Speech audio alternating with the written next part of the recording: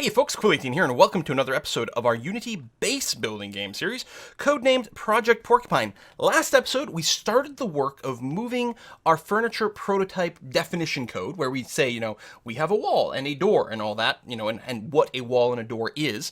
We're moving that out of our game code and into proper data files. We started an XML file called furniture over here, but we don't yet read from it. What we did do, though, is we did go and get started on the new version of our Create Furniture prototype code. I've still got the old one in here because I'm still going to be grabbing our old definitions for stockpiles and oxygen generators and so on and moving that to the XML file. Right now, we've only done that for the wall and the door so that we can make sure that the basics are working. It's not going to stay in here. We're just make sure we don't want to lose this as is. And then we can delete it after we've moved it into the other file. Okay. So right over here in Create Furniture Prototype is we said we're going to read the XML file here. So a couple of questions start to open up right away. How do we get access to our XML file from here? Well, as is, our data, like our furniture.xml file, is in this data folder over here. And because it is in our project list, the only way for our code to get access to this file is where it is now, is if we made assuming that this was a mono behavior script, we would make a public property, and then that would be assigned to a game object, and in the inspector, we could then go and link it. Do we have an example of any one of these? Yeah, like here. See, our tile sprite controller, we could link to a prefab or a sprite or anything like that by doing that way. That's the only way that you can gain access to an asset in your project list if it's just like this. However, of course, what we've done is we do have a resources folder, and if we take this whole data folder and move it in there, then it's possible for us to load that in by doing something like this. We've got the resources dot load. This is a static function. You don't need to instantiate it, and you give it a path. You also we're going to use the templated version, so we are specifically loading in a text asset, and it still needs a path, and that path will be data/furniture. We're using a /, not a backslash. Of course, this is a string in C#. If we're using a backslash, by default, it would be escaping the next character, so that would be all kinds of bad, although you could double slash. Anyway, no, / is what you're using. Note that even though the file on the hard drive is furniture.xml, we are not doing that. In the actual project over here, you can see none of these things have extensions. Same thing as when we were loading our sprites. We don't specify .png or .jpeg or anything like that. We would just say door by itself. So the same thing is true when we're doing this. Now, right now, and this will work. Text asset. This would be fern text. Now, we'll do something like that. Okay? This will work perfectly fine. There's still a downside to doing it this way. First of all, obviously, hard-coded paths are bad. Especially, this is our world data class. It is not one of our controller classes. In our controller classes, I'm kind of okay with the controller classes being more aware of the outside world. The windows, the user interface, what the user is doing, and maybe things about the operating system and so on and so forth. I would like to keep these data classes, like what world.cs is here, I would like to be a little bit more pure and a little bit more clean. And so they really shouldn't know about this path. But this is actually temporary in here, because what we're actually going to want to do, because let me back up a little bit here. This resources folder, even though we can access it at runtime via that resources.load function call, this is still part of the Unity asset bundle. That one file that gets included when you go and do a build, it creates, like, you've got your .exe or whatever is appropriate for the platform you're generating, and then also a Unity bundle or Unity, is it .unity asset? I guess it's a .unity asset file, but it's referred to as an asset bundle. And that's got everything that is in your project view over here gets loaded in there. Now, what's cool is by default, Unity is smart enough when you are building your project, if you have something like a prefab that doesn't actually get used, it's not referenced, it's not linked to any inspector anywhere, Unity simply doesn't include it in that Unity asset bundle, which is quite cool, or at least generally it shouldn't, is one of the ideas. However, the resources, anything in this resources folder always gets fully included in those asset bundles because you might be loading it at runtime, and Unity has no way of telling whether you will or not. And frankly, this can be, since it's just a string, it can be determined programmatically. You might load some sometimes, and others you might not. Hell, a good example of that might be our sprites. There's potentially, someone could play an entire game without ever building, say, an oxygen generator, as an example, which means we might not actually ever load this sprite, but we'd still need it in the asset bundle. So that's what the resources folder does, and that works perfectly fine for our example, but it's not the sort of thing that is easily moddable from outside of Unity. And what we would much rather going forward is that this entire resources folder should just be a folder that sits on the hard drive in the same folder as your game executable, right, when you ship it off to people, so that people could just open up the resources and then go into data and then edit this XML file. And when they run the program, it'll read in their changes to the XML file. Or more importantly, later on for modding, we might have a subfolder for mods that can override things and do different kinds of behavior like that. So we aren't going to be using this resources mechanic in the future. So for now, it's going to be okay that we just hard code this in. But in the future, instead of using the Unity resources system, we will be reading from a regular file on the hard drive, and hopefully we'll just get past some kind of data stream instead of hard coding in a path here. So this is just totally temporary, but it's going to work for us for now. So having done this, we've got the text file in here, and we can go, ferntext.txt. That's just our text right there. So we've got our text available. How do we convert this into an XML file? Well, we've already done that, and we're going to save ourselves a little bit of time by copying that over in our controller over here. And again, that's another example of if I'm grabbing code from the controller at this point, clearly it means that our data class is probably doing something that's a little bit out of our design bounds in a sense, but we're going to be okay. Not save world, but create world from save file. So here we can see how we create something from a save file. Now, it's going to do a bunch of things. It's loading up an XML serializer. Okay, that's fine. It's getting a text reader. Okay, that's fine. And then it's using this XML serializer with this text reader to do some stuff. That's all good. But, yeah, that's interesting, because we're not going to be using the serializer here for a variety of different reasons. That'll be interesting. Text reader, new string reader, get a string. So, I mean, this is the line we're interested in copying. So we're going to be doing, which means we need to include probably the XML serialization code, which isn't in here. Oh, probably the system input and output. And again, I think that's a good sign of we're probably doing something we don't want to be doing later on here, but let's muddle through and figure it out afterwards.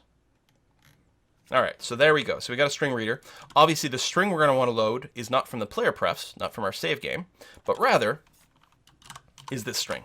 So now we've got a reader over here that we can read and write from.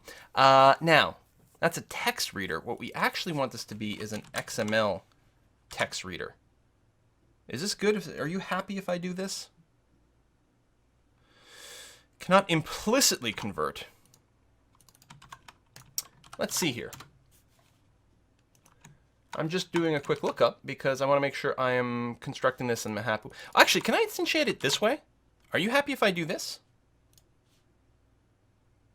Oh, you're happy about if I do this. Okay, because XML text reader is just a child of the text reader. Or, well, it's actually a child of XML reader, but apparently it has the same signature. Stream input. Text reader input. String URL. Ooh, we don't want to give it a URL. Okay, so we still... I see. Let me back up a little bit here. So string reader is going to be the input XML reader. Let's just call it this for now. Equals new XML.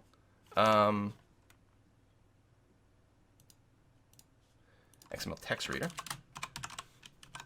equals new XML text reader, which needs some sort of text reader put in here as the input. And then all of a sudden it gets happy. Now we don't actually have to instantiate it over here. What I could do is something like this.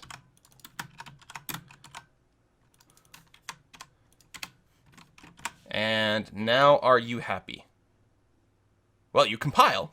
Good. Just it's only complaining that it is being instantiated and never used. Okay. Cross my fingers. Hopefully that's okay. So now what we can do is we can now, let me go and open this again in Sublime Text so that I can have them side by side. So what we can do now is we can start reading through this at this point. And again, if you forget how that works, well, we've got plenty of examples of reading through this file one thing at a time. We're going to read and find the first sort of tag within it. Now, really what we're going to do is we're going to hit furnitures, which should be the only tag in there, right? The first thing it should hit is this furnitures tag. But, I mean, we'll go through and verify that. And then inside of that, we're going to do something very similar to this. So in fact, our reader, we can start off by just reading to a descendant called furnitures. And I think that will be a plenty happy start. So create furniture prototypes over here. Oops, create furniture prototypes.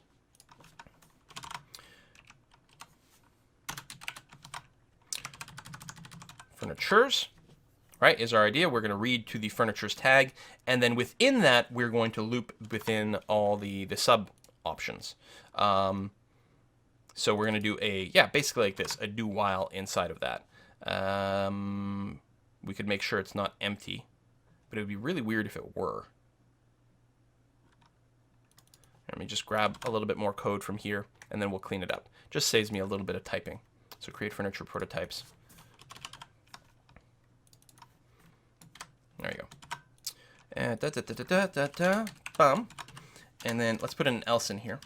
And we'll put in a little bit of logging to make sure that the file we're getting passed isn't constructed incorrectly.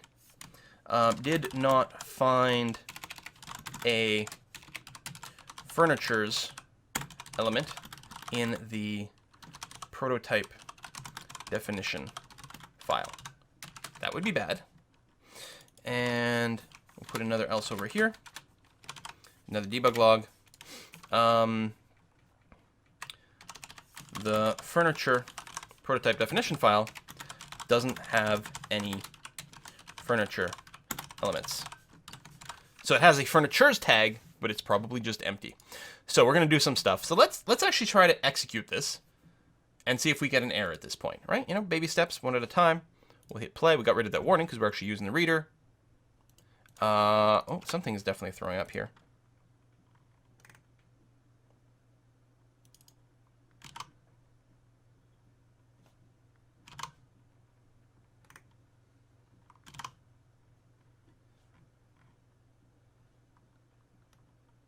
What? Why are you complaining about inventory as expected?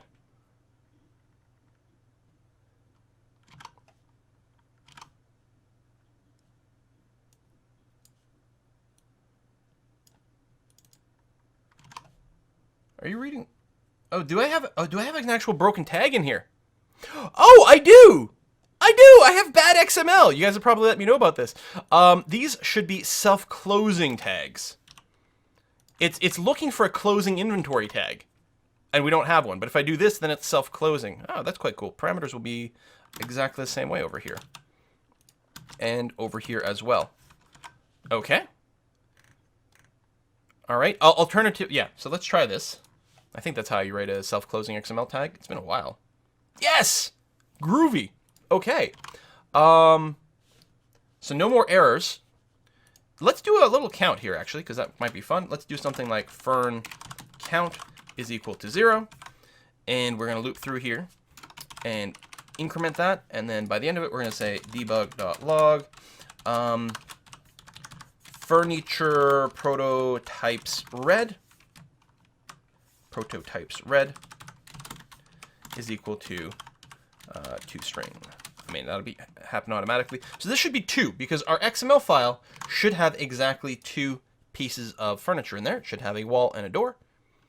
So furniture prototype thread is equal to 2. Excellent. Okay, now we don't actually read it yet, but that's really easy for us to do, because what we are going to say is we're going to create a new piece of furniture equals new, I guess I'll call it fern, new furniture. And I am allowed to create a dummy one for the read, and then we can say fern.read XML prototype, and we pass it a reader. Does this do anything yet? Nope. But we'll go to debug.log. It reads the params, but that's not particularly helpful. Do this, do that. Oi, can't type today. Confirm that that is running. And now if we run it, we'll actually get 2 buttons down here to build stuff. They'll just have the default tag, which is probably something like wall.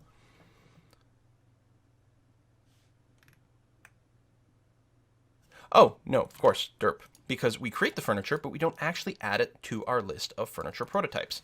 So after you read it in, we're going to say furniture, furniture prototypes. Maybe fern.objectType is equal to fern, like that.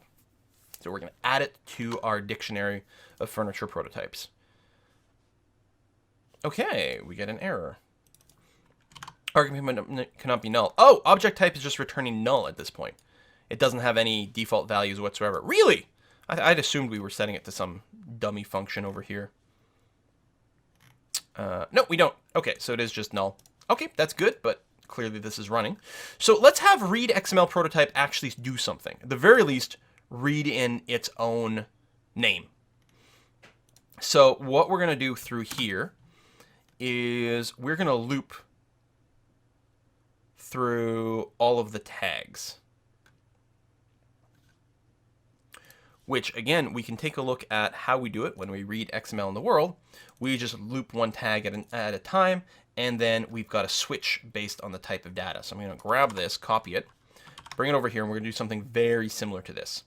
We're going to read in a tag, we're going to switch based on the tag name, and then we're going to do something like that. And by doing it this way, it means we can achieve the thing where we don't care about the order of things, right? Because normally, or one way of doing it, we could read to name and then load that in, then read to movement cost and so on and so forth. But by doing it this way, we don't care about the order of things. Links to neighbors could be false, or could be first is what I meant to say.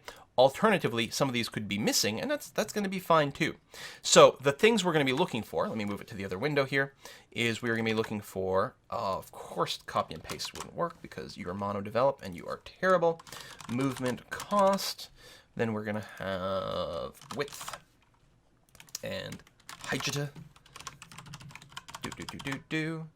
and links to neighbors, and encloses rooms, and then you could also hit params. So in case of params, what we're going to do is we're going to call read XML params, which is a whole other sum function. And then over here, we're just going to say things like name is equal to, and I guess we're on the name one as is, which means we should be able to do the read content thing, which we don't have an example of over here.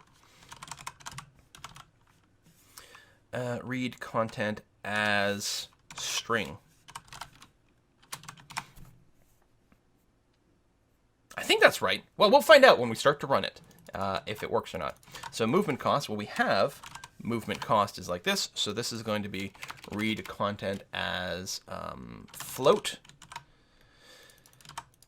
Width and height, this is going to be read as an integer, and same thing here. Can we read as a Boolean? Is that a thing? No.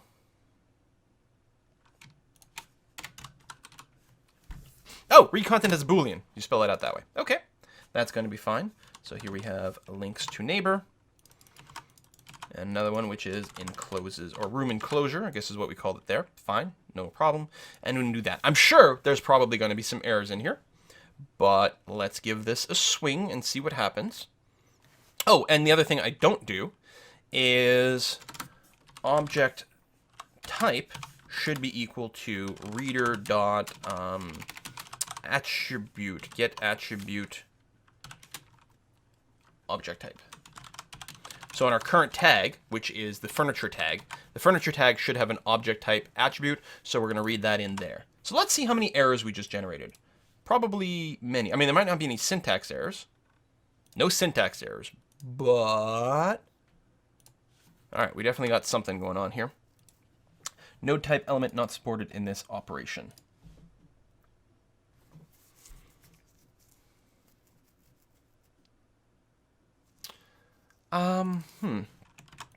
Why? Because we haven't moved to the content. Is that it?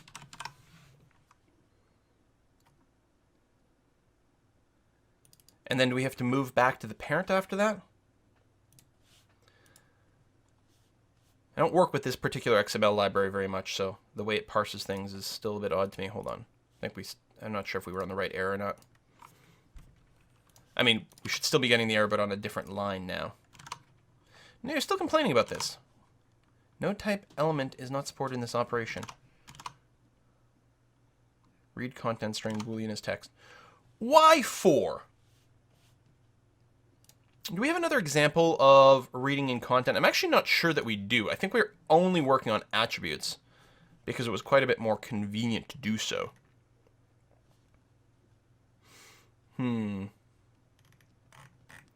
Let's see if we can find another example of that. Well, I mean, read furniture doesn't do it. Read tiles doesn't do it. I'm actually not sure that we do any content-based stuff at any point here. Let me put a little pause in here and just check to see. Because, I mean, we could, and I don't know, maybe we should restructure this to not be reading content. But no, I don't know. This is fine. I mean, I guess the other thing... No, I don't want to do that. But I mean, we could do something like with the parameters, what we do, right? We had something like a param string with a name is equal to width and a value is equal to, 1.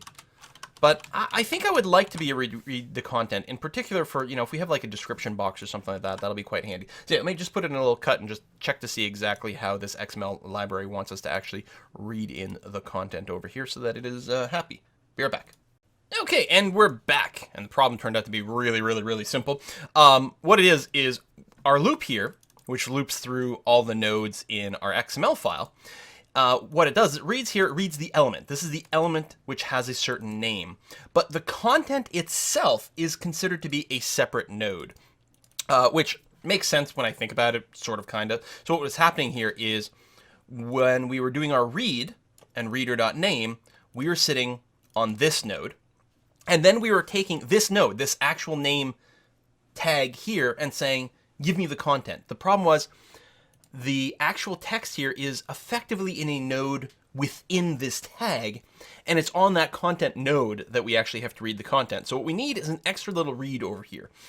So we have determined that we are on a name element, and then we have to put in one more read so that we advance forward and read this aspect, and then we're saying read this content as string.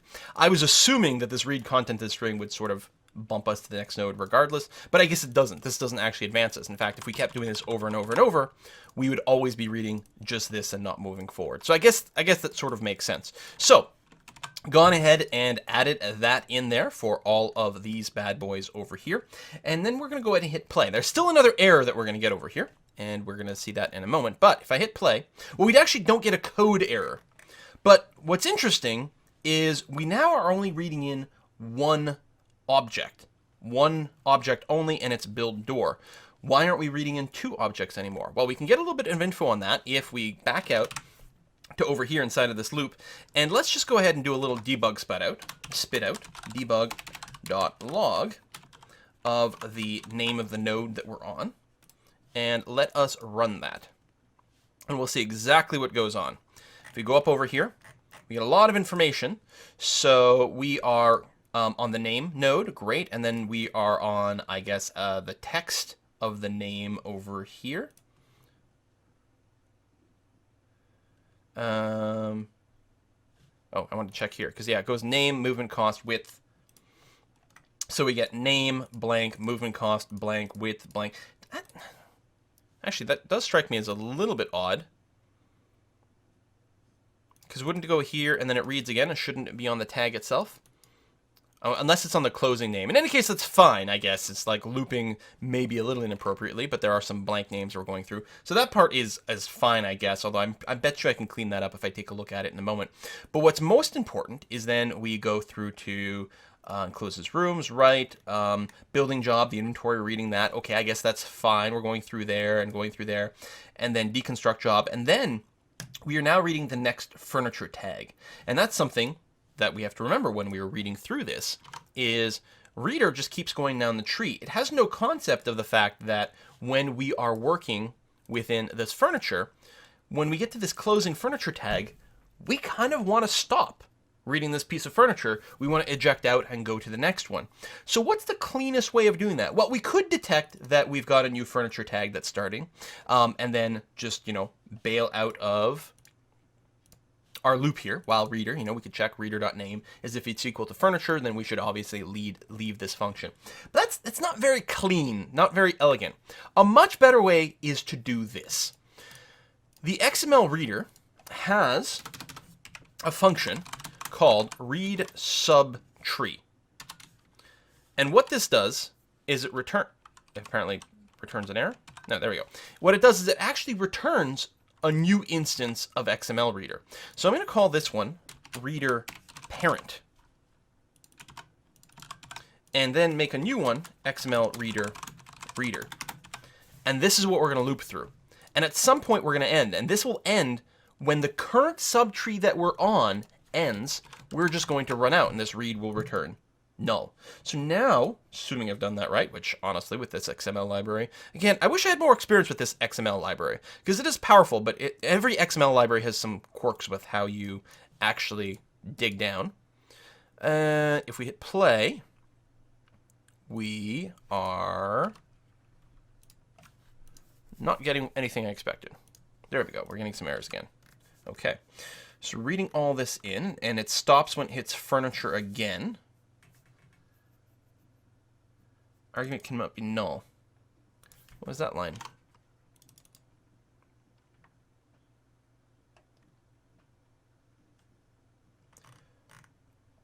That means the object type is coming out null.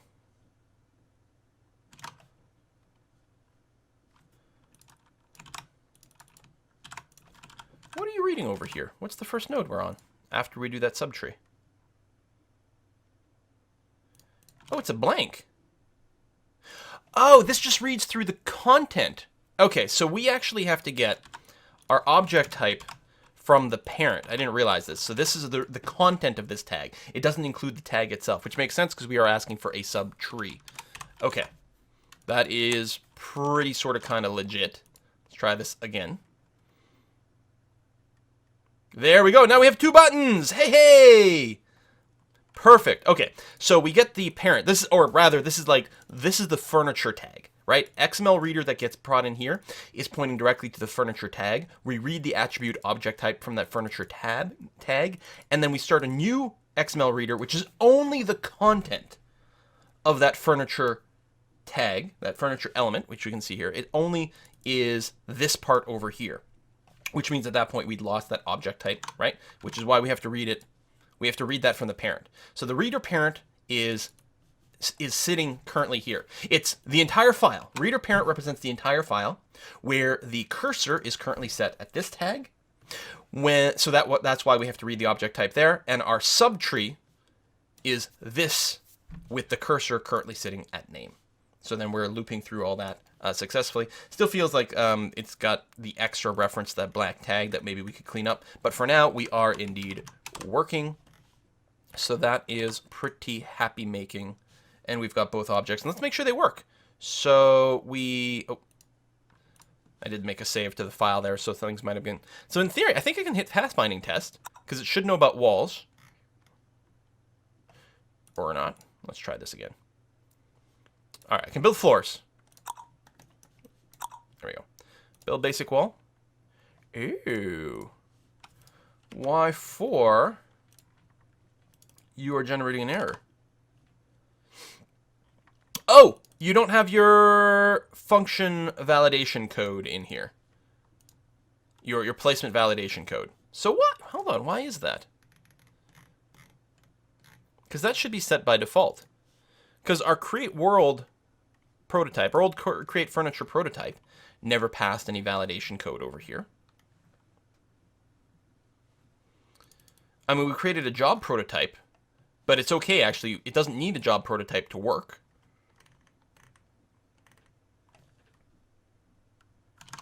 That's the error, right? Interesting. So it wants a position validation function to be set. Where would we normally set this? We clone it from something, right? But